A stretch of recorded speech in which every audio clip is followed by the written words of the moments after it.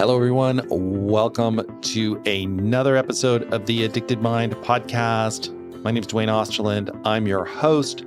Our guest today is Dr. Holly Richmond.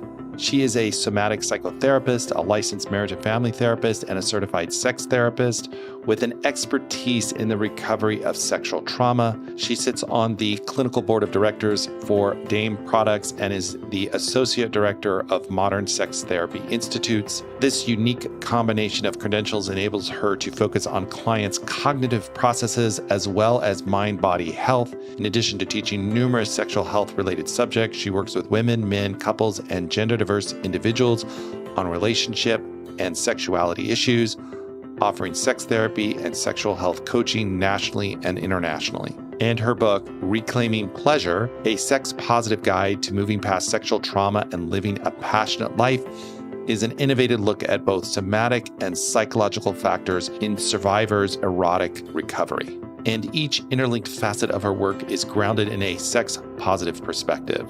This non-judgmental position allows her to assist clients in discovering their true needs, desires, and personal path to wellness. I really enjoyed this conversation with Dr. Richmond, really knowledgeable about somatic work, the body, trauma, how it manifests itself, and how it connects to our sexuality, and how we can overcome that and live a life that is true to ourselves and really, as she says, a personal path to our own wellness.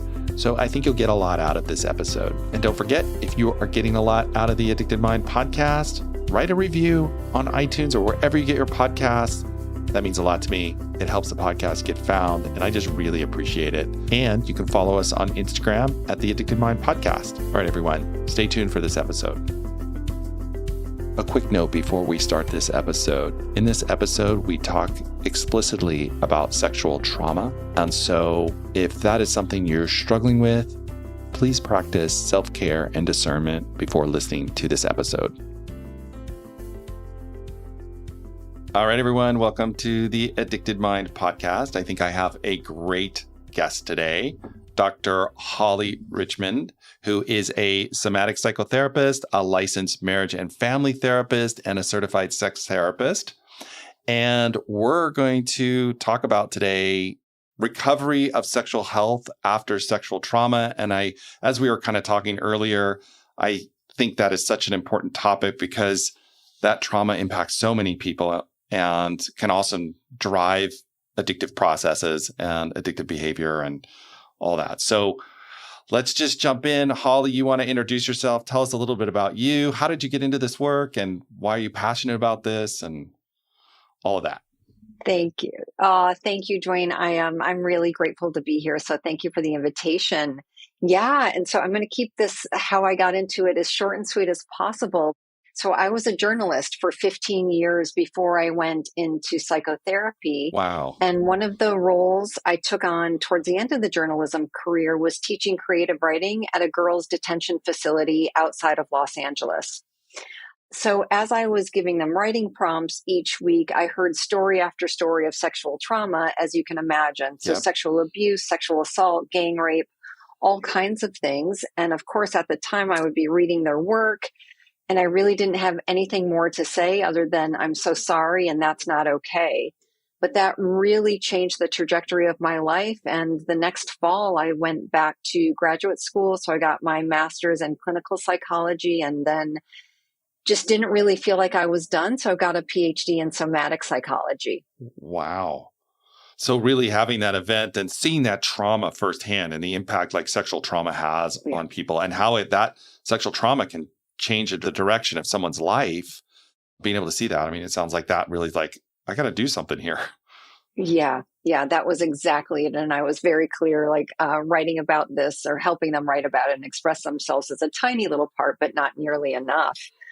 So in the state of California, you need to do 3,000 hours of internship to get your marriage and family therapy license. So I did most of my 3,000 hours at the Santa Barbara Rape Crisis Center. And after probably a year and a half, I realized I was getting great trauma training, like top notch. I loved my supervisor there. But I hit this wall and it felt so profound of what comes next. So great, I can treat the trauma, but how do I help these people to have healthy sex lives, solid relationships, and really to embrace that part of themselves again? Yeah. And I think, that's interesting you say that because I think some of my work kind of led down the same road. I mean, okay, here's the trauma. We can treat the trauma, but then how do you live a life that's thriving, that feels good to you? That's a whole nother paradigm, right? That's a whole nother piece of the puzzle. So I can totally relate to Yeah, that. So let's go in a yeah. little bit. Let's talk about, because I think this is going to be important, somatic psychotherapy. And for people who are Mhm. out there and don't know what that means, can you define that? Because I think some of the questions we're going to get into is going to pull us around to that. So, Absolutely. So soma translates to body. So somatic psychotherapy is body based or body informed psychotherapy. So in my work day to day, I am still a talk therapist, but very experiential. So I'm going to give my clients, my patients a lot of homework, and almost everything I do with them is mediated through the nervous system. So to me, the body starts with a nervous system. So I'm really constantly gauging where are we today, and do we need to upregulate or downregulate? So when I was at the Rape Crisis Center and hit this wall of what's next, I decided to write my dissertation on the recovery of sexual health after sexual trauma.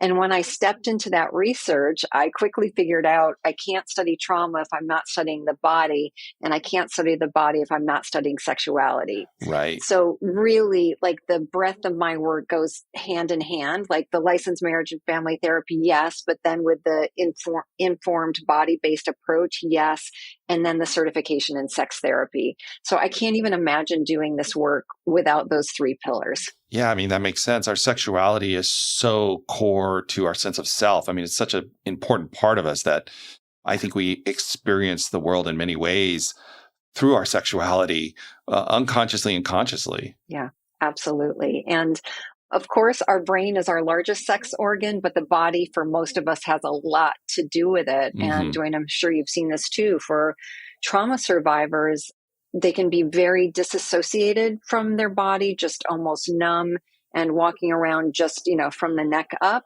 Or they can be a little bit overly in their body when we're talking about, in your language, addiction, in my language, compulsivity or out of control sexual behavior. So let's jump into that. When someone Yep. has sexual trauma, you know, maybe recent or even in the past or in their childhood, how does that start to manifest in someone's life? And how does it start to kind of seep in and, like I was saying earlier, change their direction of their life?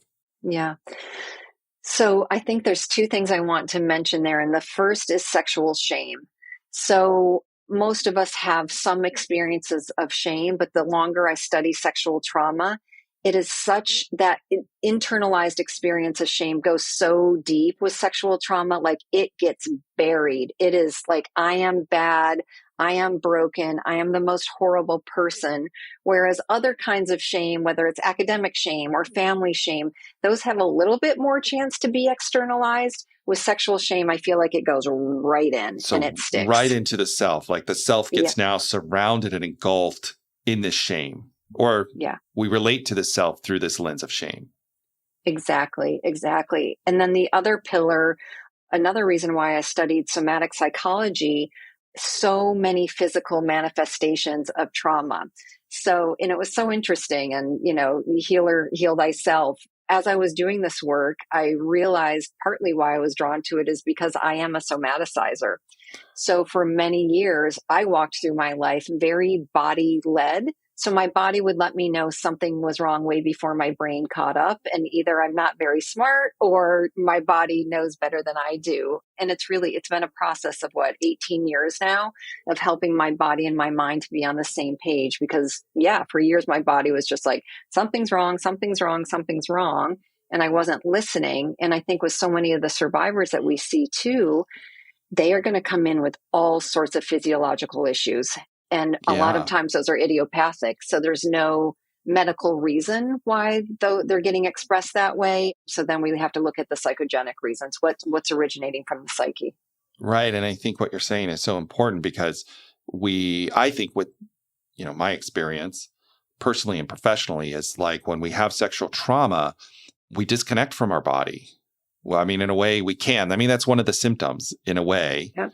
because then we can't, if we're in our body, we're going to feel our stuff, our pain, our hurt, our shame, and we don't want to be there. So then we find tools to not be there, I guess. I don't want to feel that. Yeah. I don't like that. And maybe that even it becomes, and I believe it becomes unconscious. It becomes a habit in a way of a coping. Yeah. Yeah. And for some people, I think with, self-pleasure, masturbation, however we want to talk about it, that's a thread back to the body, or it's a complete thread to disassociate from the body, from the feelings. Like, let's just go to the pleasure and feel this a lot. Or for other people, they're like, I cannot tolerate pleasure at all. So I'm just going to kind of cut that part of myself off. So it can go in two directions. It can either go into the compulsivity realm, where it's like, I'm using this as a compulsive way to cope, like I'm drawn to it, or to the other side where I'm completely sexually shut down and I avoid anything that has to do with sex 100% or try. And then those two extremes, once again, probably aren't healthy. Exactly. So the lens that I look through with the nervous system is rigidity on one end. We've got flexibility in the middle, and then laxity on the other side. So that laxity is going to look like chaos, right? The laxity is going to be the compulsivity, where just kind of things feel very out of control. Where on the other side, that rigidity, everything is shut down, and I'm not even going to go there because I'm just too afraid or too sad to whatever it is. Let's talk a little bit about the compulsivity side of it. And I want to also get to the rigid side of it, but why would someone who has sexual trauma move over to that side of it? What might be some of the reasons that their body and their mind takes them that direction? Yeah.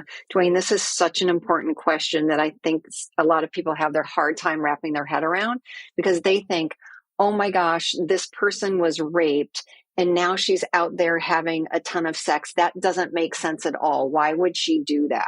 Yeah. Right. But it actually makes all the sense in the world. And this happens so often, because if she can convince herself that rape didn't mean anything by having a lot more sex, then she thinks she's going to feel better. So she gets raped. She wants to minimize it and be like, I don't know why I'm freaking out. That wasn't that bad. I'm sure it wasn't that bad. So I'm going to have sex with this person and hope I feel better. And then she does that and she doesn't feel any better. So I'm going to have sex with this person and hope I feel better. And it goes on and on and on until she really sits down to process the trauma. And so getting stuck in that loop. So that trauma comes up. If I try and do this, I'm trying to change my nervous system, but it doesn't work because you're not really processing the trauma. The trauma gets stuck in a loop.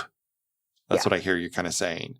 Yeah, exactly. So she's trying to come up with a different outcome after every time she has sex, but she lands back in sexual shame every time because she's not really looking, she's doing the thing, she's having the experience, but she's not looking at her feelings around that. And of course, doing that with a therapist is a great way, but I mean, she could process with a friend, she could process in a group, but it has to be talked about, because I can guarantee there's some hook in her head that is saying, why didn't I should have known better. Why didn't I run and fight and scream? How could I have been so stupid? Why did I have that extra drink? All of these things that survivors say to themselves, when you and I know full well, the only reason people get raped is because there's a rapist present. There's nothing she did, nothing he did to be raped. That just doesn't make sense. Yeah. And so the person who's had this experience, they go into that rumination or that constant processing the event. And what is that? What is the body trying to do with that thought? Like, they're trying to fix it. They're trying to change something. What's the attempt there that's kind of, I would say, failing, because it doesn't really actually mitigate the trauma, but it's momentary. What's happening there in the body? I believe that they're trying to minimize it. It's just that word. So they have the experience and then they move through their life and then things start falling apart, right? So they end up with substance abuse issues, or they can't maintain a relationship, or they get fired from their job. they have a ton of physical pain, and they're like, what is happening? What is happening? And then, so they try to have a reparative experience each time that they're compulsive around sex, and they're just not getting to it because they're not looking at what actually happened. And I think you said something like really critical there, a reparative experience. Like the brain needs something to repair this. And that's, I think, something you can do with a trusted therapist or something that then actually changes the nervous system. Exactly. It's because the mind is saying, this wasn't a big deal. I'm going to go have more sex to prove that that wasn't a big deal. And the body's having a fit. The body is jumping up and down and screaming and saying, hey, this was a really big deal. Please pay attention to me. Please pay attention to me. I need help here. I am so scared. Yeah. Yeah. And it's such a, doing this work, that's so much pain to be in. It's so hard to be there in that place and that struggle. So my heart goes out to everyone who might be struggling in that realm. And just, there's help out there. Go get help, get support. We have so many more resources now than we ever did. So that's just my heart saying that as we're talking about this trauma. I have another question that's kind of coming up for me. So like you mentioned, like a rape, maybe I'm thinking as an adult having that traumatic experience. What about how this is manifested for maybe children? Maybe they have sexual trauma, or maybe they're in a traumatic situation and they found sex as a way to cope, and how that leads to like a longer term compulsivity or addiction or whatever we're going to call it, out of control sexual behavior, or whatever the term we're going to use. Can you talk about that a little bit and the differences there? Yeah. So sexual abuse is something that I work with all the time, and the long-term effects are profound. So someone, I have a client now that was sexually abused between the ages of 9 and 11. He's now in his mid 60s. And I mean, this is still, only in the last really 5 years or so has he been looking at these compulsive behaviors and figuring them out for what they are. So the process that's happening there is especially so with sexual abuse of a child. So if these are our first sexual experiences, they leave an imprint. At least that is my belief. And especially this client that I'm thinking about, a boy sexually abused by a man. So my client is straight. Everything about him is straight, but you can imagine what his compulsivity was in his 20s, 30s, and 40s. Guess. Totally. Right? Yeah. Had sex with men. Yeah. Even though internally he identifies as straight, here's this traumatic, I think almost like what you said earlier, maybe reenactment or trying to have a corrective experience or something that's going to change this moment to relieve that bodily discomfort, that stress, that the trauma locked in the body. Absolutely. That's exactly it. And he met with some other therapists who were really like, well, you must be gay. There must be a part of you that's gay. Right. And when he found me, I was like, I know you are straight. And I know sleeping with men was a trauma response. He doesn't want a relationship. There was nothing other than having sex, getting off, however you want to say it. It was just, please release me from this awful sensation that I'm feeling and I can't hold. It's like a drug. Right? Yeah. It's like, he was given a drug between the ages of 9 and 11. And, the arousal non-concordance, which I know you talk about too, it felt good. Even though his brain didn't want it, it felt good. So that story played out for another 40 years for him, which is just heartbreaking. It is. It is so heartbreaking to see it and to see the pain that they have to walk through until they can find someone or some help or some support that can start to change that or shift it, or they can see it from a different perspective. And like you said, start to have that corrective experience around it, which takes time because it's like you said, it's so rooted in the self and the core that like to get there is so challenging.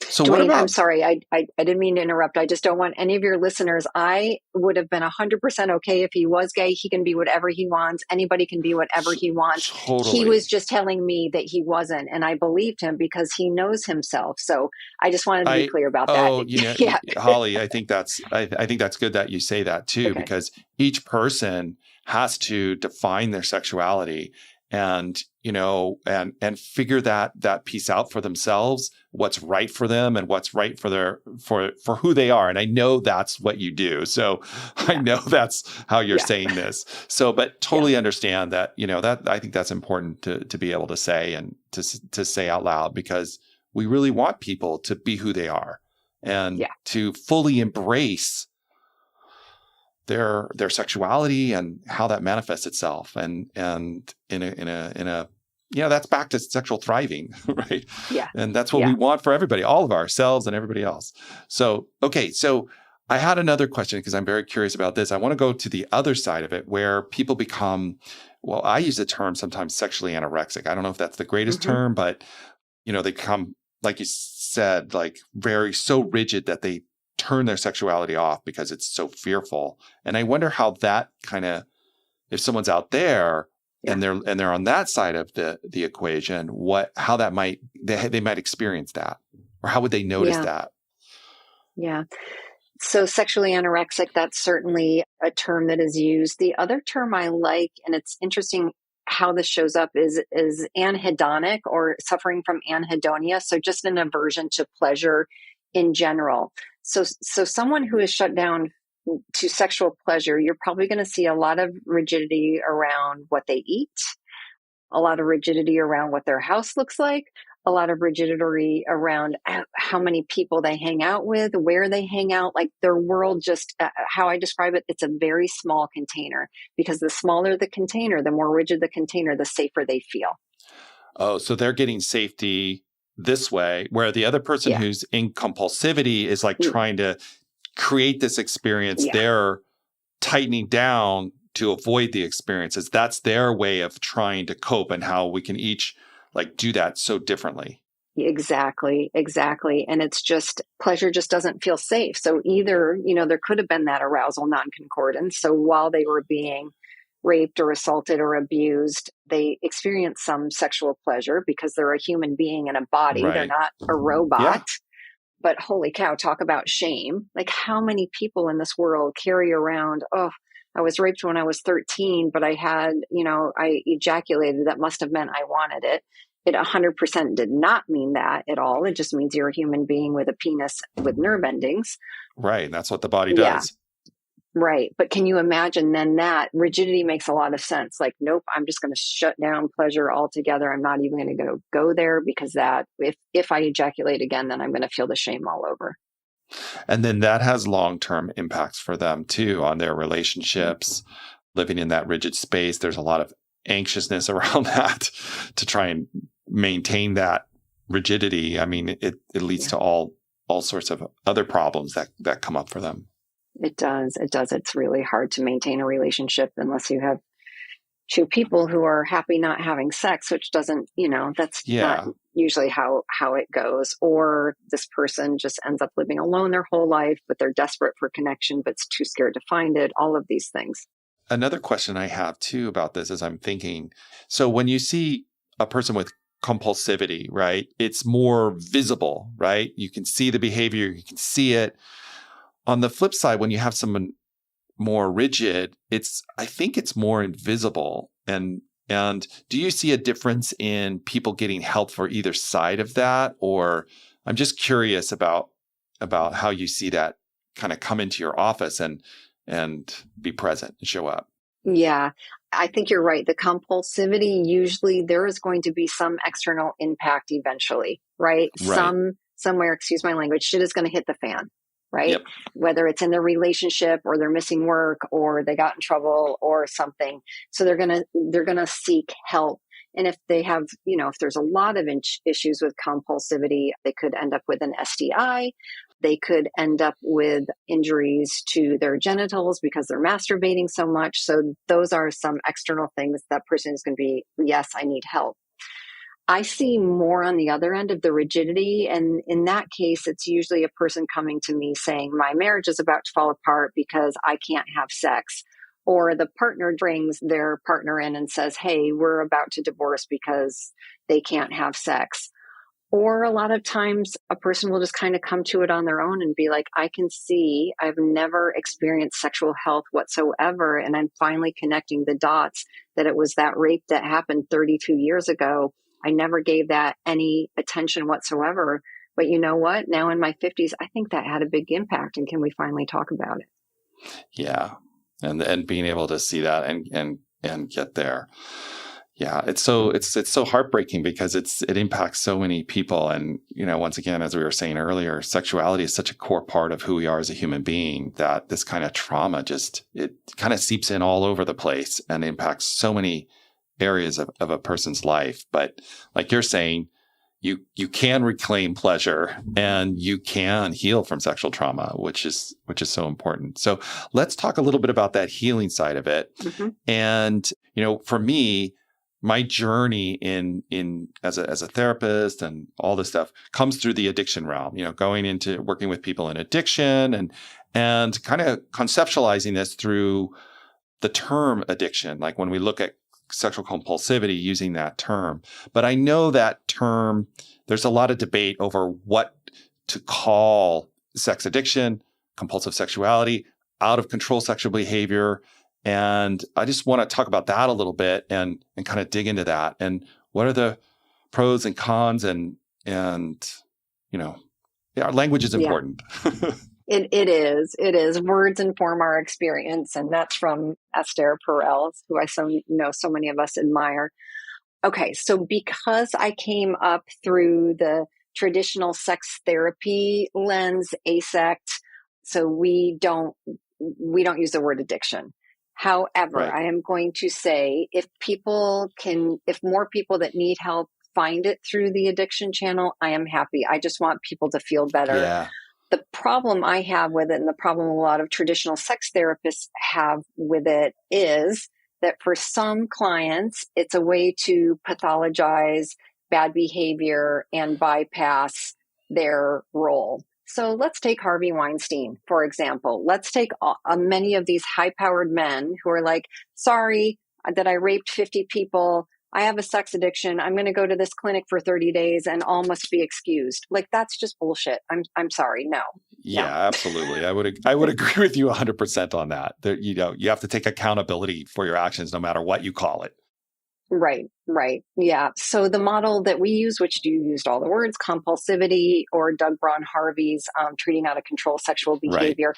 We're all getting at the same thing. I think just for me and Dwayne, I'm sure for you, it has to be through a sex positive lens. Absolutely. Yeah. No matter what you're going to call it, I think I'm really on the same page as you.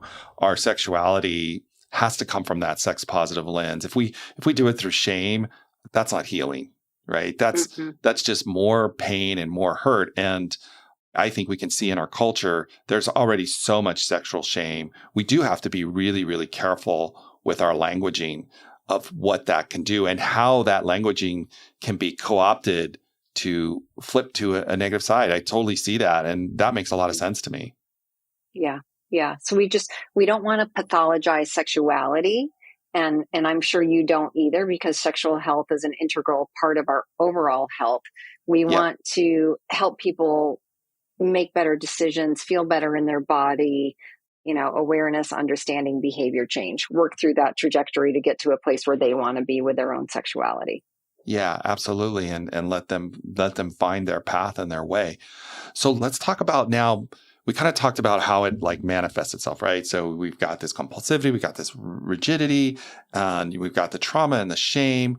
Let's talk about how do we start to heal that? How do we reclaim our sexual pleasure to be I want to say a full human being? Yeah. And this was my dissertation. So in the dissertation over 10 years ago, I discovered 3 parameters that I walk survivors through. And then when I wrote my book, Reclaiming Pleasure in 2021, I added a 4th parameter, a bonus.